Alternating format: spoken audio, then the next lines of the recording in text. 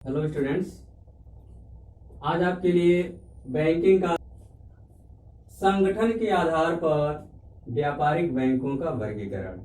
हालांकि इसके पहले वाली वीडियो में भी हम पढ़े थे बैंकों का वर्गीकरण, लेकिन वह बैंकों का जो वर्गीकरण था वह रिजर्व बैंक ऑफ इंडिया से संबंधों के आधार पर था। ध्यान रखिएगा, इसके पहले जो हम पढ़े हैं व्यापारिक बैंकों का वर्गीकरण, तो वह रिजर्व बैंक ऑफ इंडिया से संबंधों के आधार पर व्यापारिक बैंकों का वर्गीकरण था, जिसमें व्यापारिक बैंकों को दो भागों में बांटा गया था। एक था अनुसूचित बैंक और दूसरा था गैर अनुसूचित बैंक। लेकिन इसमें जो हम पढ़ेंगे वह है संगठन के आधार पर व्यापारिक बैंकों का वर्गीकरण। तो संगठन के आधार पर व्यापारिक बैंकों का वर्गीकरण दो भागों में किया गया है। एक है इकाई बैंकिंग और दूसरा है शाखा बैंकिंग। ध्यान रखिएगा, संगठन के आधार पर व्यापारिक बैंकों को दो भागों में बांटा गया है, पहला इकाई बैंकिंग और दूसरा शाखा बैंकिंग। अब इकाई बैंकिंग क्या है? इकाई बैंकिंग ऐसी बैंकिंग व्यवस्था होती है जिसमें बैंक का केवल एक ही कार्यालय होता है और उसका कहीं भी कोई दूसरी शाखा नहीं होती है। ध्यान रखिएगा, इकाई बैंकिंग प्रणाली ऐसी बैंकिंग व्यवस्था होती है जिसके अंतर्गत किसी बैंक का एक ही कार्यालय होता है, देश में उसकी किसी अन्य स्थान पर कोई शाखा नहीं होती है। और यह बैंकिंग प्रणाली जो है केवल अपने एक ही कार्यालय के द्वारा काम करता है। इसका कार्य क्षेत्र सीमित होता है तथा इसका स्वामित्व तथा नियंत्रण स्थानीय लोगों के हाथ में होता है, क्षेत्रीय लोगों के हाथ में होता है। हालांकि ऐसी बैंकिंग प्रणाली अपने देश में ज्यादा प्रचलित नहीं है। अमेरिका जैसे देशों में इकाई बैंकिंग प्रणाली बहुत अधिक प्रचलन में है, वहां हजारों की संख्या में इकाई बैंकिंग काम करते हैं। और जब भारत में इसका प्रचलन नहीं के बराबर है। तो इतना समझ में आ गया होगा कि इकाई बैंकिंग क्या है। तो इकाई बैंकिंग ऐसी बैंकिंग व्यवस्था होती है जिसके अंतर्गत किसी बैंक का एक ही कार्यालय होता है और उसके अन्य स्थानों पर कोई शाखा नहीं होती है। ऐसी बैंकिंग व्यवस्था को हम इकाई बैंकिंग के नाम से जानते हैं। अब देखिए यहाँ शाखा बैंकिंग। शाखा बैंकिंग ऐसी बैंकिंग व्यवस्था होती है जिसके अंतर्गत किसी बैंक का मुख्य कार्यालय देश के किसी बड़े नगर शहर में स्थित होता है और उसकी अनेक शाखाएं देश के कोने कोने में स्थापित होती हैं। ऐसी बैंकिंग व्यवस्था को हम शाखा बैंकिंग के नाम से जानते हैं। देखिए, दोनों समझना बहुत आसान है। इकाई बैंकिंग, इसका केवल एक ही कार्यालय होता है और उसी बैंकिंग कार्यालय से वो जो अपना बैंकिंग काम करता है, इसका कार्य क्षेत्र बहुत सीमित होता है। और इकाई बैंकिंग पर जो नियंत्रण है, स्वामित्व है, वह निजी क्षेत्र के लोगों के द्वारा होता है। और शाखा बैंकिंग प्रणाली ऐसी व्यवस्था होती है जिसके अंतर्गत बैंक का मुख्य कार्यालय देश के किसी नगर में या किसी बड़े शहर में स्थापित होता है और इसकी अनेक शाखाएं देश के कोने कोने में स्थापित होती हैं। तो ये समझ में आ गया होगा। अब हम पढ़ेंगे इकाई बैंकिंग के गुण क्या हैं, मेरिट क्या है इसके। इसमें हम देख रहे हैं स्थानीय आवश्यकताओं के अनुकूल। पहला हेडिंग है, देख रहे होंगे स्थानीय आवश्यकताओं के अनुकूल। इकाई बैंकिंग प्रणाली के द्वारा स्थानीय आवश्यकताओं की पूर्ति होती है। यह जो है इसका कार्य क्षेत्र सीमित होता है और यह स्थानीय जो आवश्यकताएं होती हैं उसी को पूरा करता है, क्योंकि इसकी जो है अन्य शाखाएं किसी दूसरे स्थानों पर नहीं होती हैं। दूसरा है प्रबंध में सुविधा। क्योंकि इसका कार्य क्षेत्र बहुत सीमित होता है इसलिए, और एक ही बैंक कार्यालय होता है और अन्य शाखाएं नहीं होती हैं, इसलिए इसका प्रबंध करने में मैनेजमेंट को बहुत अधिक सुविधा रहता है। अच्छे ढंग से इसका जो है प्रबंध हो जाता है। तीसरा है कार्य कुशलता में वृद्धि। इकाई बैंकिंग प्रणाली में जो भी कर्मचारी हैं, जो भी बैंकिंग व्यवस्था है, वो जो है बहुत कार्यकुशल ढंग से काम करता है, क्योंकि इसकी अन्य कोई शाखा तो है नहीं, केवल एक ही कार्यालय है। यानी कि आदेश के लिए किसी दूसरे की प्रतीक्षा नहीं करनी होती है, जो भी निर्णय लेना होता है स्वयं ले लेता है। इसलिए इकाई बैंकिंग में कर्मचारियों की जो कार्यकुशलता देखने को मिलती है वो बहुत अधिक होती है। दूसरा नेक्स्ट है चौथा, अकुशल बैंकों की समाप्ति। इकाई बैंकिंग प्रणाली में जो भी बैंक ऐसे हैं जिनका मैनेजमेंट अच्छे ढंग से नहीं हो पा रहा है या जो हानि में चल रहे हैं, तो ऐसे बैंक स्वतः ही क्या होते हैं, समाप्त हो जाते हैं। क्योंकि शाखा बैंकिंग में तो एक ऑप्शन होता है कि अगर एक बैंक की किसी एक शाखा को हानि होती है तो उसकी पूर्ति किसी दूसरी शाखा से की जा सकती है जो ज्यादा प्रॉफिट में चल रहा है। लेकिन यह जो है इकाई बैंकिंग केवल इकलौता बैंक है, अगर इसको हानि हो रहा है तो इसकी पूर्ति करने के लिए कोई दूसरी शाखा नहीं है जो इसकी क्षति की पूर्ति कर सके, इसलिए अकुशल बैंकों की समाप्ति हो जाती है। पांचवा है एकाधिकार प्रवृत्ति पर रोक। एकाधिकार प्रवृत्ति पर रोक, इसका अर्थ होगा कि यह बैंक, क्योंकि इसका कार्य क्षेत्र बहुत सीमित होता है, स्थानीय होता है, और यह जो है पूरे देश में अपना अधिकार जमाने से वंचित रह जाता है, यानी कि एकाधिकार प्रवृत्ति पर रोक लग जाती है। और छठा है प्रेरणात्मक प्रणाली। प्रेरणात्मक प्रणाली का अर्थ ये हुआ कि जो भी बैंक के कर्मचारी हैं वो बहुत ही अच्छे ढंग से काम करते हैं, ये बहुत उत्साहित होते हैं या मानते हैं कि जो भी लाभ होगा तो लाभ को केवल हम ही लोगों के बीच में बांटा जाएगा। जबकि शाखा बैंकिंग प्रणाली में क्या है कि उन लोगों को मालूम रहता है, कर्मचारियों को, कि अगर हमारी शाखा को हानि होती है तो इस हानि की पूर्ति कोई प्रॉफिट देने वाली शाखा उसको कवर कर लेगी। इसलिए जो भी कर्मचारी होते हैं इसमें इकाई बैंकिंग में जो काम करते हैं वो बहुत जो है उत्साह से काम करते हैं, वह स्वयं प्रेरित होते हैं काम करने के लिए। और सातवां है निजी उद्यम के लिए अनुकूल। इकाई बैंकिंग निजी उद्यम के लिए यानी कि निजी क्षेत्र के लिए ज्यादा क्या है, अनुकूल होता है। इतना समझ में आ गया होगा कि इकाई बैंकिंग के गुण क्या हैं। देखिए, स्थानीय आवश्यकताओं के अनुकूल है, प्रबंध में सुविधा है, कार्य कुशलता में वृद्धि है, और कुशल बैंकों की समाप्ति, एकाधिकार प्रवृत्ति पर रोक लग जाती है, प्रेरणात्मक प्रणाली होती है, और निजी उद्यम के लिए यह ज्यादा अनुकूल है। ठीक है, अब हम देखते हैं कि इकाई बैंकिंग के दोष क्या हैं।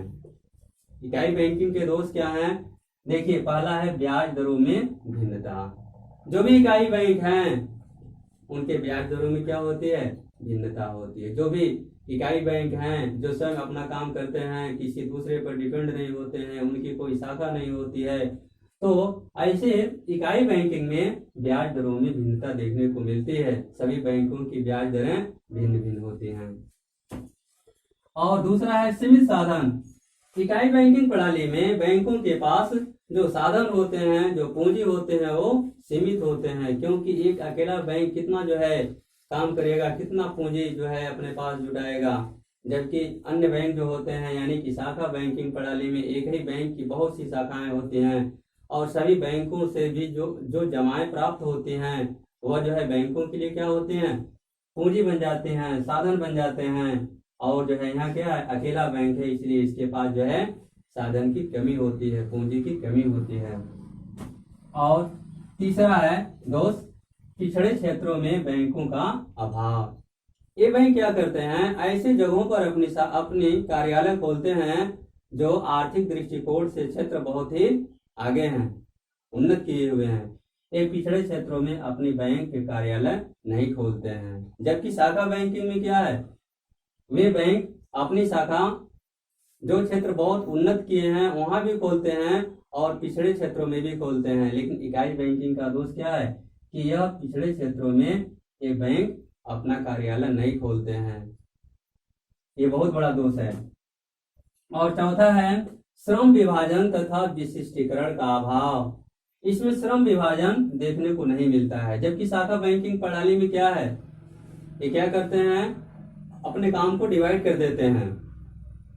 लेकिन ये क्या है, ये बैंक जो है पूरा काम अकेले करते हैं, यानी श्रम विभाजन तथा विशिष्टीकरण का अभाव देखने को मिलता है। पांचवा है बैंकिंग कुशलता में कमी। इसमें बैंकिंग कुशलता में कमी देखने को मिलती है, क्योंकि आप जानते हैं एक बैंक की जो क्षति है अगर होती है तो वह बैंक स्वतः ही क्या होता है, समाप्त हो जाता है। अगर जो है कर्मचारियों के अंदर थोड़ी सी भी अकुशलता देखने को मिलती है तो इसका सीधा प्रभाव बैंक के ऊपर पड़ता है और बैंक क्या हो जाता है, समाप्त हो जाता है। छठा है पूंजी के हस्तांतरण पर अधिक व्यय। देखिए बैंक क्या करते हैं, अपनी पूंजी का हस्तांतरण करते हैं, यानी कि जो भी रकम है एक स्थान से दूसरे स्थान को भेजते हैं। अगर इन बैंकों को अपनी पूंजी एक स्थान से दूसरे स्थान को भेजना हो तो ये क्या करेंगे, इनको भेजने में दिक्कत होती है, क्योंकि इसकी जो है कहीं पर कोई शाखा नहीं होती है, इसलिए पूंजी को एक स्थान से दूसरे स्थान पर भेजने के लिए किसी दूसरे बैंक की सहायता लेनी पड़ती है। और जब दूसरा बैंक इस काम को करता है तो इसके बदले में क्या करता है, वो कमीशन लेता है या बैंक चार्ज लेता है, इसलिए पूंजी के हस्तांतरण पर अधिक व्यय करना पड़ता है। जबकि शाखा बैंकिंग में ऐसा नहीं है। शाखा बैंकिंग में अगर एक ही बैंक है और उसकी अनेक शाखाएं हैं तो पूंजी का हस्तांतरण अपनी शाखा के माध्यम से देश के कोने कोने में कर सकता है, लेकिन ये क्या है, यह नहीं कर पाता है। और सातवां है जोखिम का भौगोलिक वितरण नहीं। इसका अर्थ ये हुआ कि अगर एक बैंक को हानि होती है तो उस हानि की पूर्ति किसी दूसरी शाखा से नहीं की जा सकती है, क्योंकि दूसरी शाखा तो है ही नहीं कि अगर एक बैंक को हानि होता है तो उसकी पूर्ति किसी दूसरी शाखा से जो प्रॉफिट में चल रहा है उससे हम कर सकें। यानी कि हानि हो गया तो हानि हो गया और लाभ है तो लाभ तो ठीक है, लेकिन हानि की पूर्ति ये बैंक नहीं कर पाते हैं। जबकि शाखा बैंकिंग में क्या है, एक अगर बैंक की शाखा को हानि होता है तो उसकी पूर्ति कोई दूसरी शाखा कर देती है। और आठवां है आर्थिक संकटों का सामना करने में असमर्थ। ये बैंक क्या है, आर्थिक संकटों का सामना करने में असमर्थ होते हैं, क्योंकि क्या है, अपने आप में इकलौते हैं, अकेले हैं। अगर इनको कोई ऐसी आर्थिक संकट सामने आ गई तो क्या करते हैं, उसकी सामना करने में असमर्थ हो जाते हैं। जबकि शाखा बैंकिंग में ऐसा नहीं है। अगर एक बैंक के ऊपर कोई जो है एक शाखा, बैंक की एक शाखा के ऊपर कोई आर्थिक संकट आ गया तो उसको हम दूसरी शाखा से कवर कर सकते हैं। जैसे अगर कोई बैंक है उसकी एक शाखा के पास कैश कम पड़ गया तो वो तुरंत क्या करेगा, अपनी नजदीकी वाली शाखा से जो है कैश को मंगा सकता है। इस तरह आर्थिक संकट से उबर सकता है। और नवा है सरकारी नियंत्रण में कठिनाई। इकाई बैंकिंग प्रणाली में सरकारी नियंत्रण देखने को नहीं मिलता है, क्योंकि पहले ही बताया जा चुका है कि जो इकाई बैंकिंग सिस्टम है यह जो है निजी उद्यम के लिए अधिक अनुकूल होता है और जो है इसका स्वामित्व तथा नियंत्रण स्थानीय लोगों के हाथों में होता है। अक्सर क्या है, ये सरकारी नियंत्रण से बाहर काम करते हैं। तो इतना समझ में आया होगा। अब इसके बाद हम पढ़ेंगे शाखा बैंकिंग के गुण क्या हैं और शाखा बैंकिंग के दोष क्या हैं। और इसके पहले वाले भाग में आप लोग पढ़ रहे थे संगठन के आधार पर व्यापारिक बैंकों का वर्गीकरण। तो संगठन के आधार पर व्यापारिक बैंकों का वर्गीकरण दो भागों में किया गया है। पहला है इकाई बैंकिंग और दूसरा है शाखा बैंकिंग। तो इकाई बैंकिंग के विषय में हम लोग पढ़ चुके हैं, इसके पहले वाले वीडियो में हम लोग पढ़ चुके हैं इकाई बैंकिंग का अर्थ, इकाई बैंकिंग के गुण और इकाई बैंकिंग के दोष। अब हम पढ़ेंगे शाखा बैंकिंग, जो दूसरा पार्ट है इसका, शाखा बैंकिंग। अब शाखा बैंकिंग का अर्थ क्या होता है, पहले बताया जा चुका है कि शाखा बैंकिंग ऐसी बैंकिंग व्यवस्था होती है जिसके अंतर्गत किसी बैंक का मुख्य कार्यालय देश के किसी नगर में या किसी बड़े शहर में स्थापित होता है और उसकी अनेक शाखाएं देश के कोने कोने में स्थापित होती हैं। ऐसी बैंकिंग व्यवस्था को हम शाखा बैंकिंग के नाम से जानते हैं। समझ में आ गया होगा कि देश के किसी एक स्थान पर उसका मुख्य कार्यालय होता है, या मुख्य कार्यालय किसी बड़े नगर में होता है या किसी बड़े शहर में होता है और उसकी अनेक शाखाएं देश के कोने कोने में फैली हुई होती हैं। ऐसी बैंकिंग व्यवस्था को ही हम शाखा बैंकिंग के नाम से जानते हैं। ऐसी बैंकिंग व्यवस्था इंग्लैंड में, रूस में, कनाडा में और भारत में भी ऐसी बैंकिंग व्यवस्था देखने को मिलती है। हालांकि इसके पहले बताया जा चुका है कि इकाई बैंकिंग व्यवस्था भारत में प्रचलित नहीं है, यह जो है केवल कुछ ही देशों में, जैसे अमेरिका में जो है बहुत से हजारों की संख्या में इकाई बैंकिंग काम करते हैं। और शाखा बैंकिंग जो है बहुत से देश ऐसे हैं जहां पर ये शाखा बैंकिंग के रूप में बैंक अपना व्यवसाय करते हैं। भारत में भी जो बैंकों का स्वरूप है वह शाखा बैंकिंग का ही स्वरूप है, और जो भारत में यही बैंकिंग प्रणाली प्रचलन में है। अब हम पढ़ेंगे शाखा बैंकिंग के गुण। अर्थ तो समझ में आ गया। अब हम पढ़ेंगे शाखा बैंकिंग के गुण, कौन कौन सी विशेषताएं होती हैं। तो पहला है बैंकिंग सेवाओं का विस्तार। ऐसी बैंकिंग व्यवस्था के अंतर्गत देश में बैंकिंग सेवाओं का विस्तार होता है, क्योंकि देश के ग्रामीण अंचल में, पिछड़े क्षेत्रों में, नगरों में, कस्बों में, हर जगहों पर बैंक की शाखाएं खोली जाती हैं, जिसके द्वारा देश में आर्थिक प्रक्रिया की गति तीव्र हो जाती है, बैंक की शाखाएं अधिक होने के वजह से। दूसरा है मुद्रा के हस्तांतरण में सुविधा। एक ही बैंक की अनेक शाखाएं देश के कोने कोने में फैली हुई होती हैं, इसलिए किसी बैंक को मुद्रा का हस्तांतरण करने में सुविधा रहती है। एक स्थान से दूसरे स्थान को अपनी बैंक शाखाओं के माध्यम से मुद्रा का हस्तांतरण कर सकते हैं। तीसरा है नगद कोषों की बचत। ऐसी बैंकिंग व्यवस्था में बैंक की शाखाओं के पास अपने पास नकदी रखने की आवश्यकता अधिक नहीं होती है, क्योंकि जब भी उनको अधिक नकदी की आवश्यकता होती है तो अपने नजदीक वाली शाखा से मंगा सकते हैं या मुख्य कार्यालय से नगद कैश मंगा सकते हैं। इस तरह ऐसी बैंकिंग व्यवस्था में बैंक की किसी शाखा के पास अधिक नकद रखने की आवश्यकता नहीं होती है, अर्थात नकद कोषों की बचत होती है। चौथा है पूंजी का उचित निवेश। ऐसी बैंकिंग व्यवस्था में पूंजी का उचित निवेश देखने को मिलता है, क्योंकि अगर किसी बैंक के पास आवश्यकता से अधिक पूंजी है जो निष्क्रिय रूप में पड़ी हुई है, तो ऐसी पूंजी को किसी दूसरी शाखा में भेज करके और वहां पूंजी का उचित निवेश कर सकते हैं।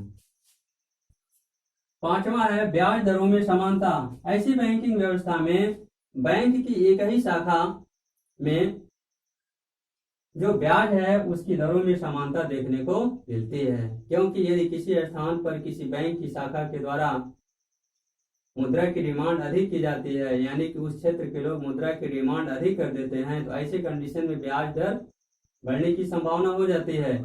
लेकिन वही शाखा जो है दूसरी शाखा से मुद्रा को मंगा करके और मुद्रा की आपूर्ति बढ़ा देती है, जिसकी वजह से ब्याज दर में कमी आ जाती है, यानी कि ब्याज दर पहले जैसी हो जाती है। छठा है पूंजी की गतिशीलता में वृद्धि। पूंजी की गतिशीलता में वृद्धि का मतलब कि बैंक अपनी पूंजी को देखते हैं कि यह जो है निष्क्रिय पड़ी हुई है, तो अपनी दूसरी शाखा के पास भेज देते हैं और वह दूसरी शाखा उस पूंजी का सही रूप में इस्तेमाल कर सकती है।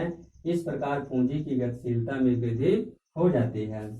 सातवां है कर्मचारियों को उचित प्रशिक्षण। ऐसी बैंकिंग व्यवस्था में कर्मचारियों की संख्या अधिक होती है, इसलिए बैंक क्या करते हैं, कर्मचारियों के उचित प्रशिक्षण की व्यवस्था करते हैं।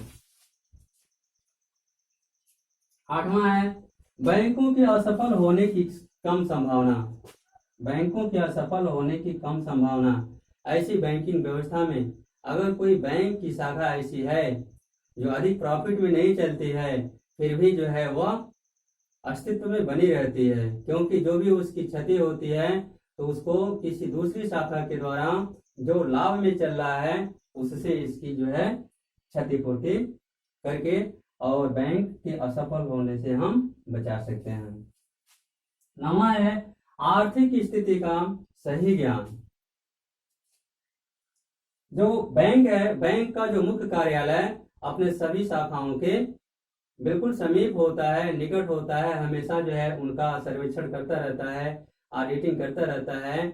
इस प्रकार देश में आर्थिक स्थिति का सही ज्ञान उनको प्राप्त हो जाता है और सरकार के द्वारा बनाए गए नीतियों से क्या हो जाते हैं, परिचित हो जाते हैं और उसी के अनुरूप अपना बैंकिंग व्यवसाय भी करते हैं। और 10वां है सरकारी नियंत्रण में सुविधा। देश में हजारों की संख्या में छोटे छोटे बैंकों पर नियंत्रण रखने से बढ़िया ये है कि देश के कुछ ही बड़े बैंकों पर नियंत्रण रखा जाए, यानी कि कुछ ही बड़े बैंकों पर नियंत्रण रखना सरकार के लिए आसान होता है, जबकि इकाई बैंकिंग में देश में हजारों की संख्या में छोटे छोटे बैंक होते हैं जिस पर नियंत्रण रखना सरकार के लिए बहुत बड़ा मुश्किल का काम होता है। इस प्रकार ऐसी बैंकिंग व्यवस्था में सरकारी नियंत्रण रखने में सरकार के लिए सुविधा होती है। ये रहा शाखा बैंकिंग की विशेषताएं या गुण। अब हम पढ़ेंगे शाखा बैंकिंग के दोष क्या हैं। देखिए यहाँ पढ़े हैं, उसके लाभ क्या है या गुण क्या है या विशेषताएं क्या हैं, लेकिन अब क्या पढ़ेंगे हम, दोष क्या हैं। दोष में एकाधिकार प्रवृत्ति को बढ़ावा।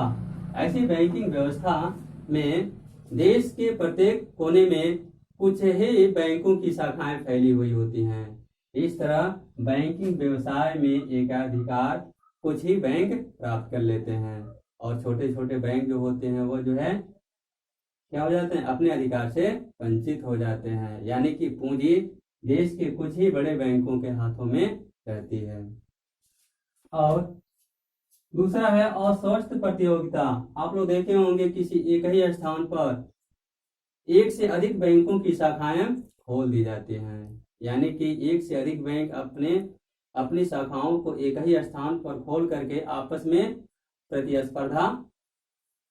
प्रतिस्पर्धा करते हैं, आपस में कंपटीशन करते हैं। इस प्रकार बैंकिंग व्यवसाय में अस्वस्थ प्रतियोगिता को बढ़ावा मिलता है। ग्राहकों को तोड़ने के चक्कर में क्या करते हैं, अलग अलग नियम निकालते हैं। और तीसरा है प्रबंध व्यवस्था में कठिनाई, क्योंकि यह जो है बैंकिंग व्यवस्था जो होता है बहुत ही विशाल होता है। एक ही बैंक की अनेक शाखाएं देश के कोने कोने में फैली हुई होती हैं, इसलिए जो बैंक का जो मुख्य कार्यालय है अपनी सभी शाखाओं का प्रबंध करने में उसको कठिनाई होती है। उसका प्रबंध करना, उसका जो है सर्वेक्षण करना और भी समन्वय स्थापित करना उसमें बैंक के मुख्य कार्यालय के लिए मुश्किल होता है।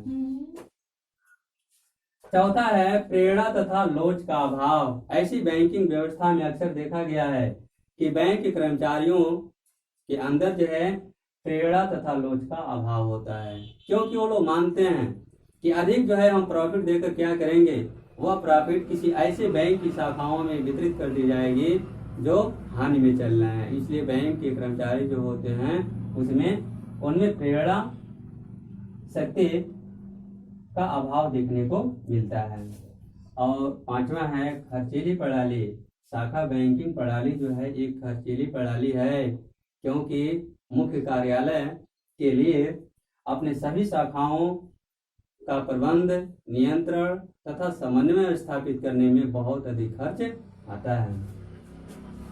और छठा है अनार्थिक शाखाओं का बने रहना। ऐसी बैंकिंग व्यवस्था में ऐसी भी शाखाएं अस्तित्व में बनी रहती हैं जो हमेशा हानि में चलती हैं, क्योंकि उनका जो है क्षतिपूर्ति लाभ कमाने वाली शाखाओं से किया जाता है। इस प्रकार अनार्थिक शाखाओं का बने रहना इसमें देखने को मिलता है, यानी कि ऐसे भी बैंक जो लाभ में नहीं रहते हैं, हानि में चलते हैं, या जो है अपने कार्यालय को, जो मुख्य कार्यालय को कोई प्रॉफिट नहीं दिखा पाते हैं, ऐसी भी शाखाएं जो है अस्तित्व में बने रहती हैं।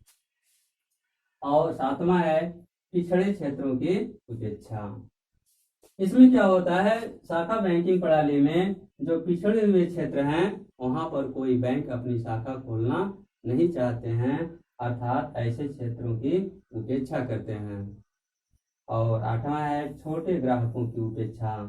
शाखा बैंकिंग प्रणाली में जो बैंक हैं वो केवल बड़े बड़े उद्यमियों को, बड़े बड़े व्यवसायियों को ऋण देना उचित समझते हैं और सुरक्षित समझते हैं, और छोटे ग्राहकों की उपेक्षा करते हैं, अर्थात जो छोटे व्यवसायी हैं उनको ऋण देना नहीं चाहते हैं। और नवा है विदेशों में शाखाएं खोलने में कठिनाई। शाखा बैंकिंग प्रणाली के अंतर्गत बैंकों के सामने यह समस्या बनी रहती है कि वे विदेशों में अपनी शाखाएं कैसे खोलें, क्योंकि उस देश के जो बैंकिंग नियम हैं, वहाँ की जो परिस्थितियां हैं, वह जो है इनके अनुकूल होगा कि नहीं होगा। और सबसे बड़ी बात तो ये होती है कि हमेशा जो है विदेशी शाखाओं का जो है वहाँ की सरकार के द्वारा राष्ट्रीयकरण करने का भय भी बना रहता है।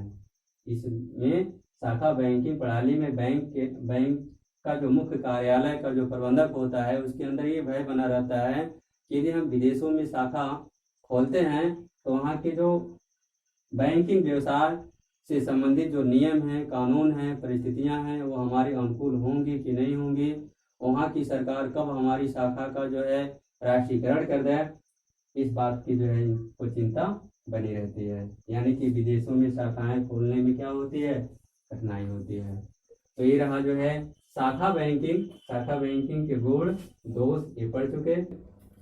इकाई बैंकिंग तथा शाखा बैंकिंग प्रणाली में अंतर। वैसे तो इकाई बैंकिंग प्रणाली और शाखा बैंकिंग प्रणाली दोनों आप पढ़ चुके हैं, लेकिन दोनों प्रणालियों में क्या अंतर है इस भाग में हम इसको पढ़ेंगे। आइए देखते हैं। यहाँ है इकाई बैंकिंग प्रणाली और यहाँ है शाखा बैंकिंग प्रणाली। यहाँ अंतर का आधार दिया गया है, इसको बहुत शॉर्ट में समझाया गया है। हालांकि जितना शॉर्ट में हम यहाँ आपके सामने प्रस्तुत किए हैं, आप जो है किसी भी परीक्षा में इतने शॉर्ट में आप नहीं लिखेंगे, उसको थोड़ा डिटेल करके लिखेंगे। हम जो है समय कम लगे इसलिए ऐसा किए हैं। तो आइए देखते हैं अंतर का आधार में पहला है अर्थ में अंतर। तो इकाई बैंकिंग प्रणाली क्या है, पढ़ चुके हैं। इकाई बैंकिंग प्रणाली ऐसी बैंकिंग व्यवस्था होती है जिसके अंतर्गत किसी बैंक का कार्यालय किसी एक स्थान पर स्थापित होता है और किसी दूसरे स्थान पर उसकी कोई शाखा नहीं होती है। यानी कि शाखा विहीन प्रणाली होती है, केवल एक ही बैंकिंग कार्यालय से पूरा बैंकिंग काम किया जाता है। और शाखा बैंकिंग प्रणाली ऐसी बैंकिंग व्यवस्था होती है जिसमें किसी बैंक का कार्यालय देश के किसी नगर में या किसी बड़े शहर में स्थापित होता है और उसकी अनेक शाखाएं पूरे देश में फैली हुई होती हैं, यहाँ तक कि विदेशों में भी उसकी शाखाएं होते हैं। अब दूसरा पॉइंट है वित्तीय साधन। यहाँ देख लीजिए वित्तीय साधन। तो इकाई बैंकिंग प्रणाली के पास जो है वित्तीय साधन यानी कि पूंजी की कमी होती है, क्योंकि ये जो है बैंक किसी विशेष क्षेत्र में ही काम करते हैं। इनका जो क्षेत्र का आकार होता है वो बहुत सीमित होता है। और वही जो है शाखा बैंकिंग प्रणाली के पास जो है वित्तीय साधन अधिक होते हैं, क्योंकि इनकी शाखाएं पूरे देश में फैली हुई होती हैं। इसकी वजह से इसके पास पूंजी की कमी नहीं होती है। तीसरा है ब्याज दर। तो इकाई बैंकिंग प्रणाली में जो भिन्न भिन्न इकाई बैंक हैं उनकी ब्याज दरों में भी भिन्नता देखने को मिलती है। और शाखा बैंकिंग प्रणाली एक बैंक की सभी शाखाओं में ब्याज दर जो होती है एक समान होती है। कोषों की गतिशीलता। इकाई बैंकिंग प्रणाली में कोषों की गतिशीलता नहीं हो पाती है, यानी कि ये बैंक अपने रकम को एक स्थान से दूसरे स्थान पर नहीं भेज पाते हैं, क्योंकि इनका कोई शाखा नहीं होती है। जबकि शाखा बैंकिंग प्रणाली में कोषों की गतिशीलता संभव है, क्योंकि ये जो है अपनी पूंजी को एक स्थान से दूसरे स्थान को आसानी से अपने बैंकिंग शाखाओं के माध्यम से भेज सकते हैं। पांचवा है जोखिम का वितरण। तो इकाई बैंकिंग प्रणाली में जोखिम का वितरण संभव नहीं है, क्योंकि इसकी अन्य शाखाएं नहीं होती हैं। अगर एक ही बैंक है इनके पास, जो भी लाभ हो या हानि हो तो भी जो है अकेले झेलना पड़ता है, और जो लाभ होता है तो लाभ के लिए भी इनको जो है किसी दूसरे को हिस्सा नहीं देना पड़ता है। तो जोखिम का वितरण नहीं हो पाता है। जबकि शाखा बैंकिंग प्रणाली में जोखिम का वितरण संभव है। यदि एक शाखा को हानि होती है तो उसकी जो है क्षतिपूर्ति दूसरे बैंकिंग शाखा से हो जाता है। संतुलित विकास। इकाई बैंकिंग प्रणाली में देश का संतुलित बैंकिंग विकास नहीं हो पाता है, क्योंकि ये किसी विशेष क्षेत्र में ही काम करते हैं, अन्य स्थानों पर इनकी कोई शाखा नहीं होती है। जबकि शाखा बैंकिंग प्रणाली में किसी देश का संतुलित बैंकिंग विकास संभव है, अनेक स्थानों पर इनकी शाखाएं होती हैं। एकाधिकार। तो इकाई बैंकिंग प्रणाली में एकाधिकार की प्रवृत्ति नहीं होती है, क्योंकि इनका जो काम करने का जो क्षेत्र होता है वह सीमित होता है। यह पूरे देश में अपना एकाधिकार, अपना अधिकार नहीं जमा पाते हैं, जबकि शाखा बैंकिंग प्रणाली में एकाधिकार की प्रवृत्ति दिखती है। ये जो है देश के कोने कोने में अपनी बैंकिंग शाखाओं को खोल करके बैंकिंग व्यवसाय में एकाधिकार को स्थापित करने में सफल हो सकते हैं। ग्राहक संतुष्टि, तो इकाई बैंकिंग प्रणाली में ग्राहक संतुष्टि अधिक होती है, क्योंकि जानते हैं जितना ही हम ग्राहकों को संतुष्ट रखेंगे उतना ही हमारे पास ग्राहक बढ़ेंगे, और जो भी काम करना है हमको अकेले करना है, हमारी अन्य कोई शाखा नहीं है कि वो हमको अपने लाभ में से हिस्सा देंगे। इसीलिए ये ग्राहकों को अधिक संतुष्टि प्रदान करने का प्रयास करते हैं, जबकि शाखा बैंकिंग प्रणाली में ऐसा नहीं दिखता है। ये लोग ग्राहकों के प्रति लापरवाही दिखाते हैं। प्रबंध, तो इकाई बैंकिंग प्रणाली का प्रबंध करना बहुत ही आसान होता है, क्योंकि कार्य का जो दायरा होता है बहुत ही सीमित होता है, जबकि शाखा बैंकिंग प्रणाली में बैंकों का जो मैनेजमेंट है वह जो है कठिन होता है। कर्मचारियों के हित, तो कर्मचारियों के हित जो है बैंकिंग प्रणाली में कम होता है, क्योंकि इनके पास साधन की कमी होती है, इसलिए अपने कर्मचारियों को अधिक सुविधाएं नहीं दे पाते हैं। जबकि शाखा बैंकिंग प्रणाली जो है अपने कर्मचारियों के हितों पर विशेष ध्यान देता है, क्योंकि इसके पास पूंजी की कमी नहीं होती है। उनके लिए ट्रेनिंग सेंटर खोलना, उनके लिए आवास की सुविधा और बहुत सी सुविधाएं दे करके अपने कर्मचारियों को संतुष्ट रखता है। निर्णय लेने में समय आप देख रहे हैं इकाई बैंकिंग प्रणाली में कम लगता है, क्योंकि ये जो है किसी भी आदेश की प्रतीक्षा इनको करना नहीं होता है, यानी कि दूसरे पर डिपेंड नहीं होते हैं। जबकि शाखा बैंकिंग प्रणाली में बैंक को कोई भी निर्णय लेने में अधिक समय लगता है, क्योंकि वे अपने मुख्य कार्यालय के आदेशों की प्रतीक्षा करते हैं। और सरकारी नियंत्रण, तो सरकारी नियंत्रण इकाई बैंकिंग प्रणाली में कठिन होता है। सरकार भिन्न भिन्न बैंकों पर अपना नियंत्रण करने में कठिनाई अनुभव करता है, जबकि शाखा बैंकिंग प्रणाली में सरकार क्या करती है, किसी बैंक के मुख्य कार्यालय को पकड़ती है और उसी को जो है अपने नियंत्रण में रख लेगी, तो उसकी सभी शाखाएं सरकार के नियंत्रण में खुद ही आ जाएंगी। तो ये रहा इकाई बैंकिंग तथा शाखा बैंकिंग प्रणाली में अंतर। आप देख लीजिए, इसको मैंने बहुत शॉर्ट में लिखा है, अगर आप चाहें तो आप ऐसे किसी कॉपी पर लिख करके आप इसको समझ सकते हैं, लेकिन परीक्षा में आप इतने शॉर्ट नहीं लिखेंगे। अब प्रश्न ये उठता है कि इकाई बैंकिंग तथा शाखा बैंकिंग प्रणाली में श्रेष्ठ कौन है। ध्यान दीजिएगा कि इकाई बैंकिंग प्रणाली तथा शाखा बैंकिंग प्रणाली में कौन सी प्रणाली श्रेष्ठ है। तो वैसे तो आप इकाई बैंकिंग प्रणाली और शाखा बैंकिंग प्रणाली दोनों का अध्ययन कर चुके हैं। दोनों ही प्रणालियों में अच्छाइयां और बुराइयां हैं। एक ही प्रणाली किसी देश के लिए श्रेष्ठ साबित हो सकती है, जबकि वही प्रणाली दूसरे देश के लिए श्रेष्ठ नहीं साबित हो सकती है। यानी कि किसी भी बैंकिंग प्रणाली के श्रेष्ठ होने के लिए यह जरूरी है कि उस देश की बैंकिंग परिस्थितियां क्या हैं, उस देश के बैंकिंग कानून कैसे हैं।